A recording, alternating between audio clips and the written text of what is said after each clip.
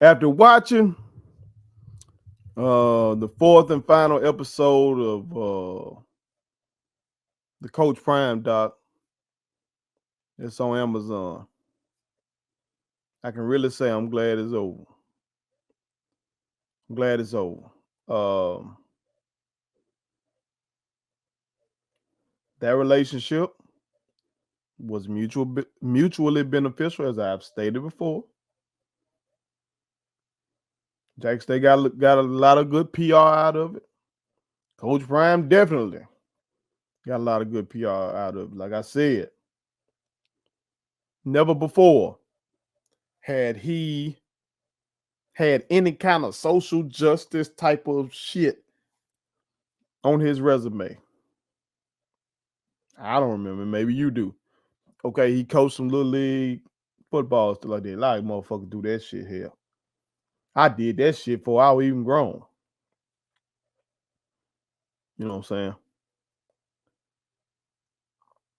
But this was different. Deion Sanders was viewed as something different. So it was greatly beneficial for him. Not only did it help him get the Colorado job, it was beneficial to his legacy. And Jackson State got a lot of good publicity,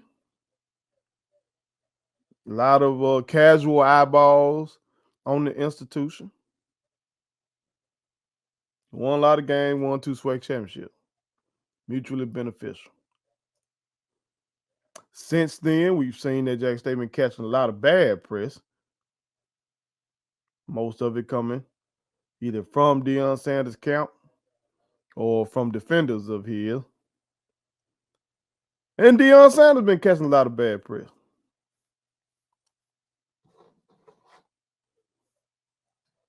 I'm one of the reasons he been catching bad press. I contributed to it, I should say. But I'm glad it's over. Okay. Few things from the episode that I will touch on. Once again, like I've said before, the players and coaches talk like me. Okay, now again, I don't read comment section anymore than for the realest ones. Okay, and if you like, make sure you become one of the realest ones. That's being an official member of the channel. You understand? And make sure you have subscribed as well. Put all your people on. This is the realest, most entertaining sports show in the game. Put it on something. I am your homeboy first. You feel me? And feel free to hit that cash up as well. Anything you give goes back to the company as we continue to grow to become the Amazon, Walmart of black culture. That's the goal.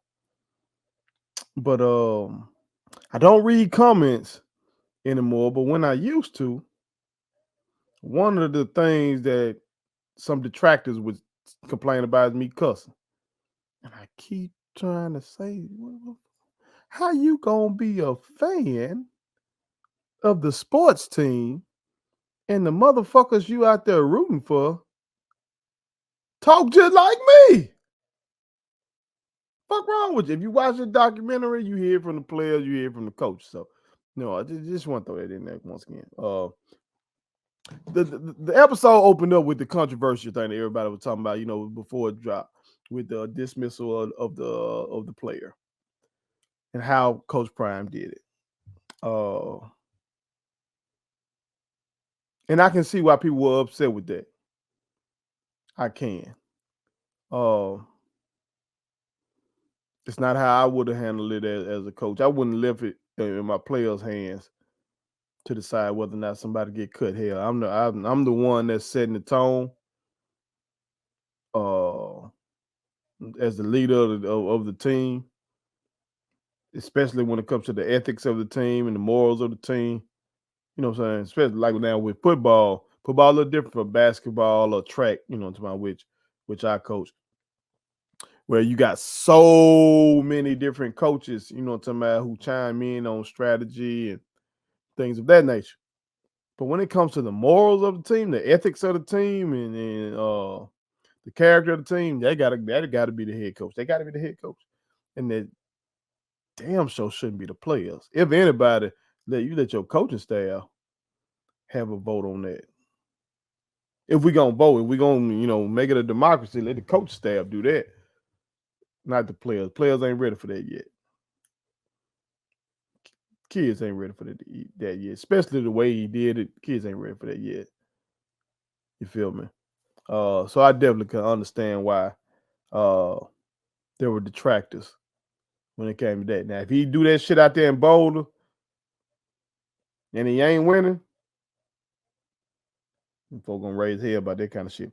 Another thing that stood out was that Prime did admit that Shador was concussed. I want to say that was in the Alabama A&M game. Y'all know the play where he got outside the pocket, didn't get down, got rocked, got hit like in the chin area. That's a sweet spot when it comes to boxing. That's what they trying to get you. And I thought that was the case because of the way he played the next week.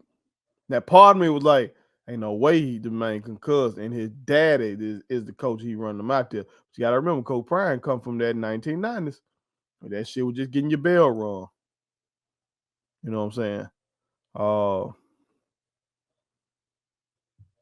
So that was interesting that he let him go out there. And if you remember that, Shador ain't just light things up either.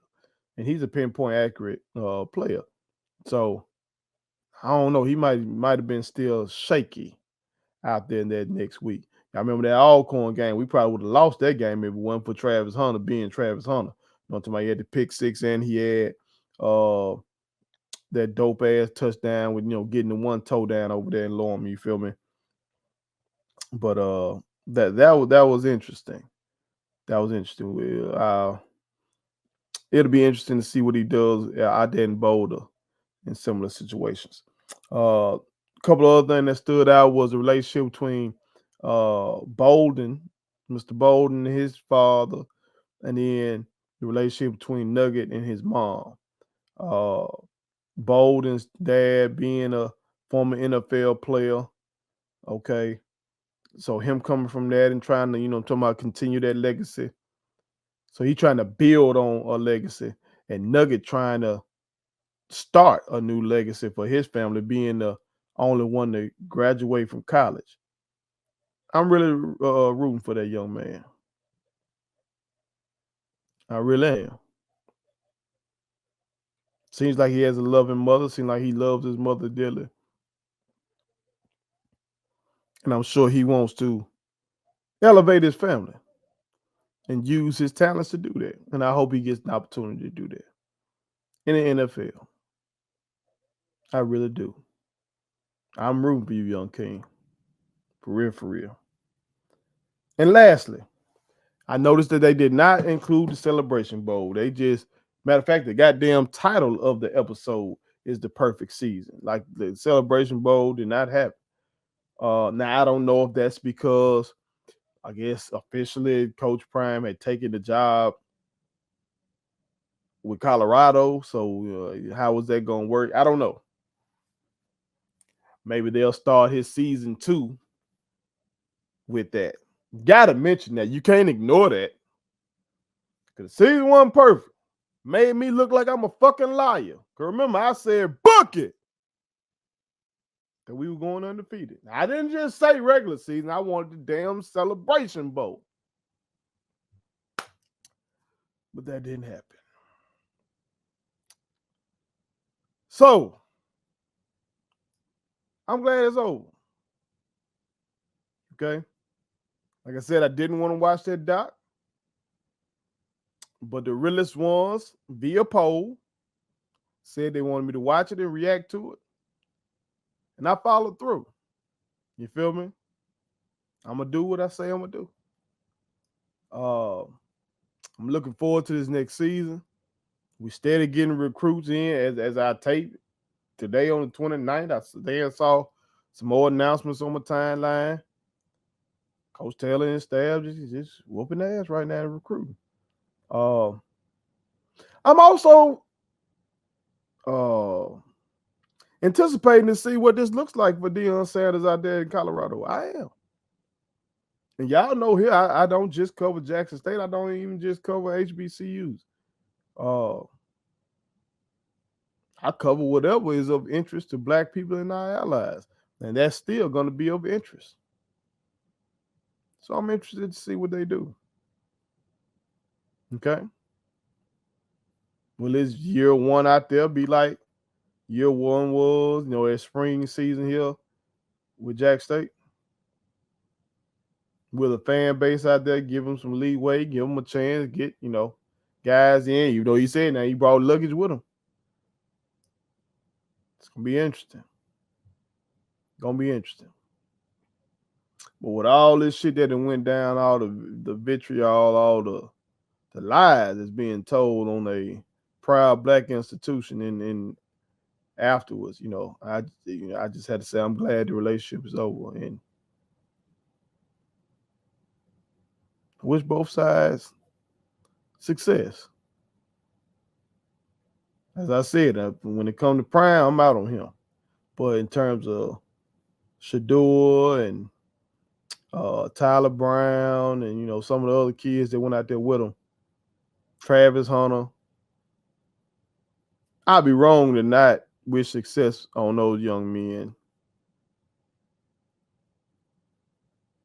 Because if they are successful, and if they do learn from this moment and try to understand this moment and try to say, hey, look, I can learn from that. Love coach. Maybe they think I love coach. Love the opportunity he gave me. I love his charisma. I like what he knows about the game. But I didn't like how that breakup. I didn't like how that went down. Let me learn from that and try to better understand the struggle of my people. And maybe they, do better. And you can see from the doc that some of these kids seem like they have that depth to them. They of course, you had to fill them with some knowledge. They got to read some books. They got to watch some documentaries. They got to talk to the right people. But some of them, I think, are malleable enough that if they get with the right people and get taught the right lessons, that maybe they can take the good from Prime and add that to themselves and take this whole fiasco and say, that won't be me. And if that happens, he will have moved those young men forward. And that's what you're supposed to do. That's why I used to tell my youngest, you tell them I'm not, I still tell them, by the way, I'm not perfect. You look at the good things that I do, emulate that.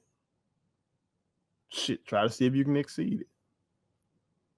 The bad shit I do, the dumb shit I do, like when I get mad for real, like slow the anger, but once I'm mad, I black out. Come on, don't do that. Don't do shit like that. Learn from my mistakes. Grow and be better than me. I hope that's a lesson that Coach Prime is teaching. I'm hoping that that's a lesson that all of our young people are learning, no matter where they go to school. So that's the end of my coverage of that Coach Prime doc. Y'all chime in, tell me what y'all thought about it overall. All right, put it on some. Thank you so much for watching my daddy's YouTube channel. Make sure you like, share, and turn on your post notifications. Okay, how do I do it?